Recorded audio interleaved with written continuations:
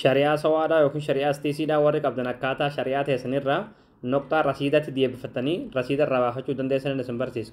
Egaa daawwattoon kiyya waan kana akka namni baay'een argee itti fayyadamu viidiyoo kan laayik share gochuun afaan duraan hordofa. Dursa aappii tokko gabbifachuu isin barbaachisa. Aappii kana gabbifachuudhaaf as Google Chrome keessatti galtanii achi booda bakka sarchii kanarratti yeroo tokkoof kilikni gootu achi booda bakka sarchii kanarratti gola Oromiyaatti ni barreessitanii gola Oromiyaa. Achi booda gola Oromiyaa kan jiraatu ni baasirratti yeroo tokkoof kilikni gootu.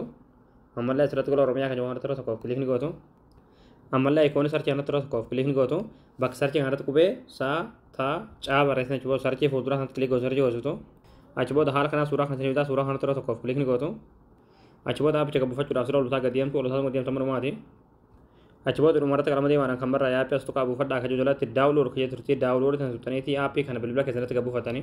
Hayya daawwattan kiyya aappii gabbifatanii gargaltanii aappii lakkoofsa bilbilaa keessanii kasawaadhaa itti guuttanii looginni gootan jechuudha. Achi booda aappiin isiniif banama jechuudha. Asirratti qixaaf fayyadamu tanarratti yeroo tokkoof kilikni gootu. Hayya daawwattan kiyya achi booda kinoo haala kanaan noqxaa hanga qabdan isiniif baasa jechuudha. Fakkeenyaaf noqxaa 100 ta'uu qabaatan bittaaqa birii kunuun isiniif kenna. Yoo noqxaa 200 qabaatan ammoo bittaaqa birii 20 isiniif kenna jechuudha. Akkuma dabaluun kaardiin dabalaa deema jechuudha. Asirra gabbuutaniiti baafachuudhaaf asirratti yeroo tokkoof kilikni gootu. Achi booda kinoo haala kanaan isiniif fida jechuudha. Asirratti riichaarji kan jedhamu yeroo tokkoof kilikni gootu. Achi booda kinoo haala asirratti argaa jirtan kanaan isiniif fida jechuudha. Fakkeenyaaf noqxaa 100 qabaatan 100 irratti dhootan jechuudha. Bittaaqa birii kunuun isiniif kenna. Asirratti fakkeenyaaf yeroo tokkoof kilikni gootanii. Achi booda ammallee asirratti yeroo tokkoof kilikni gootanii achi booda laatuluma shari'aa teessan irratti rasiida birii kunuun isiniif guutaa jechuudha sharikaan.